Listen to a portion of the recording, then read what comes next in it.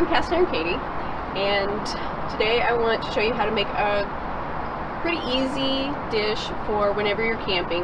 We are full-time RVers, and so whenever we get an opportunity to cook outside, we definitely take advantage of that. So this is something that's going to be a simple, follow the instructions, your kids can help you out with it sort of recipe. It's basic ingredients, nothing fancy. It's going to be a brownie s'more. We're going to take the brownie mix, top it with some marshmallow, and after it's done baking, you'll scoop it with your graham crackers. Real easy. We're going to bake the brownies in an outdoor Dutch oven. This is an outdoor Dutch oven. You can tell because it has the pegs on the bottom to hold it over the coals, and the lid has the lip to hold the coals on top of the Dutch oven. With the coals below and above, it heats it to where it is just like your regular home oven. Whenever we put the coals on, we're going to bake it at 325 according to the box directions.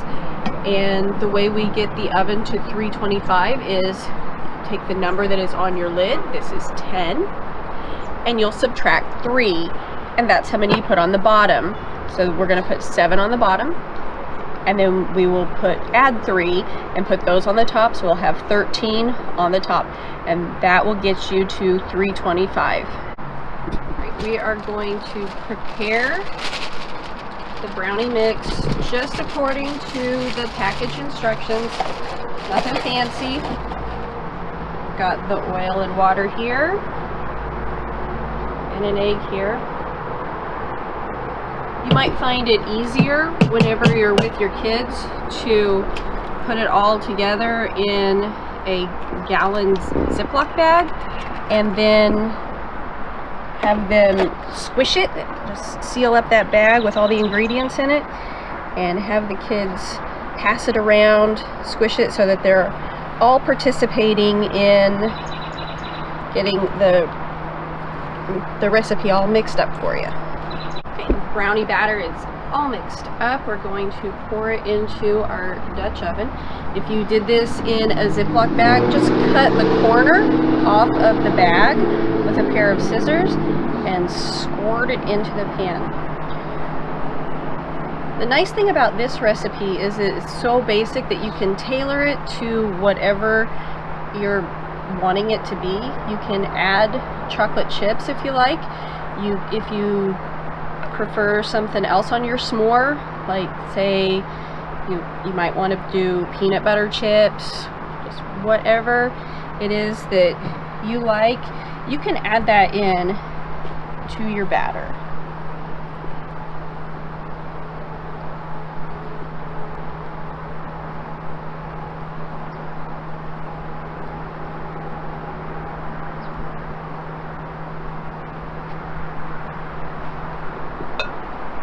Okay. Our coals are ready to go, and I have another pile of coals over here for whenever those are about done. Kind of a backup. I think that it's only going to take one round of coals, but just in case, I've got another one here. They burn hot for about 20 minutes, but with all the residual heat, I'm expecting the brownies to go ahead and continue to bake, but just in case, we've got some more here. Now, I do have some safety gear before we start handling hot coals.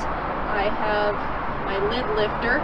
The lid lifter will lift the Dutch oven by the bail, and it also will lift the lid off of it.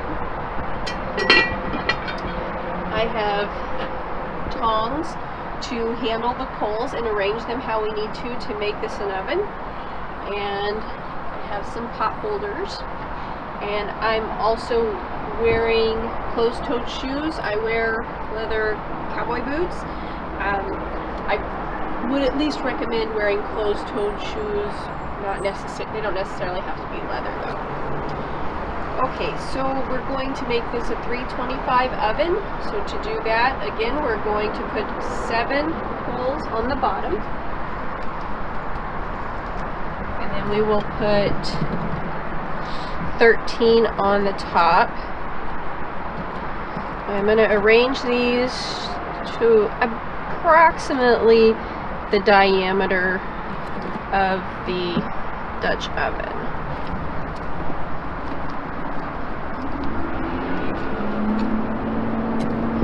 Alright, that looks pretty good. I'm going to scoot it over just a smidge so whenever I light these to get them ready, just in case it won't be too hot. Alright, now I'm going to place this on here.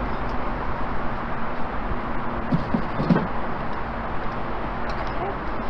And then we will put 13 on top for a 325 oven.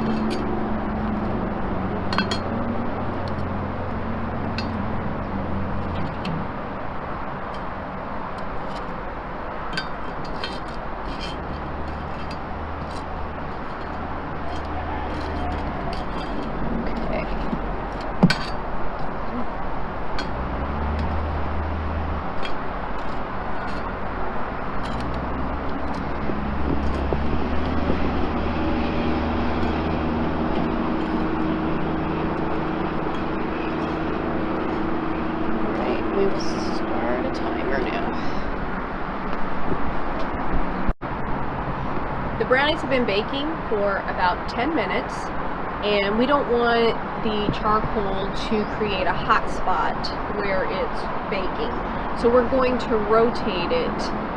So I'm going to use the lid lifter and turn it about a quarter turn. We got to carefully set it down. There we go. Make sure that it's not standing on any charcoal. Those little pegs can get hung up on it. And then I'm also going to turn this to make sure that there's not hot spots on the top. And we'll come back in 10 minutes and do that again, and we'll put the marshmallows on then too. Okay, this has been going for 20 minutes. These coals still look pretty good, so I am just going to leave them going, but I am going to go ahead and rotate it and add the marshmallows. So turn it about a half, quarter turn, somewhere in there. And there's that. We'll go ahead and we'll turn the lid also so that doesn't have a hot spot on it. Okay, so let me get these gripped and ready. Alright. How's it doing? Ooh.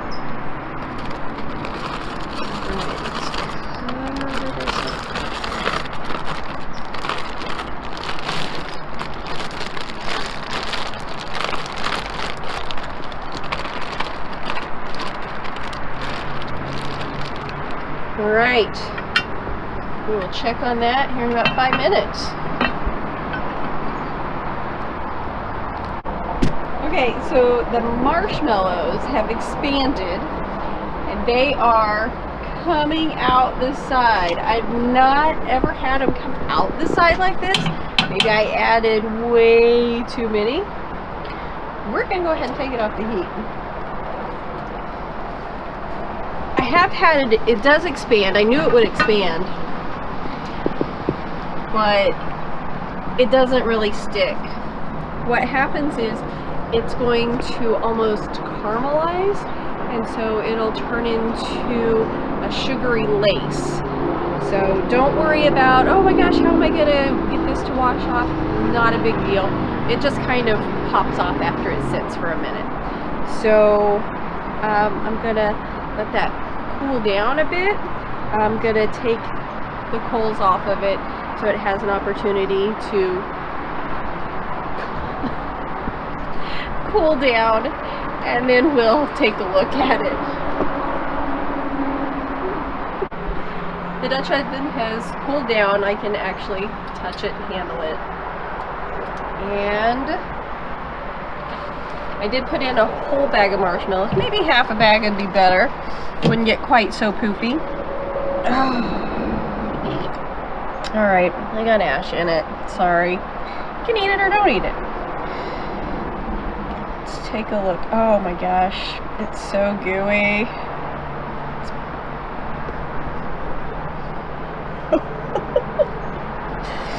That's what s'mores are, though. They are super, super gooey.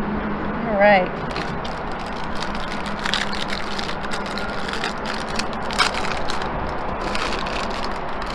Get some graham cracker here.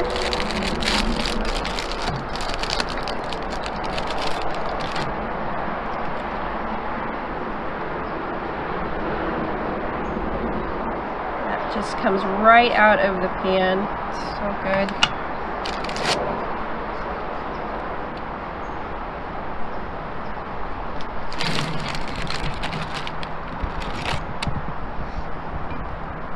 I mentioned before that all of this gooey marshmallow would kind of firm up, and do I have any on this side that's, but anyway, it pulls right off. You don't have to worry about it being stuck on in a big awful mess. It comes right off of cast iron, which is one of the many benefits of cooking in cast iron.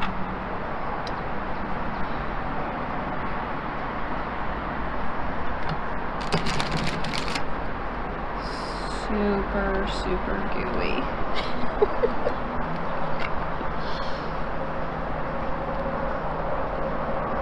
Alright.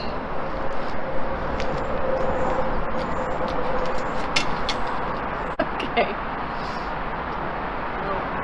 Anyway, I'm Cast Iron Katie, and thanks for watching.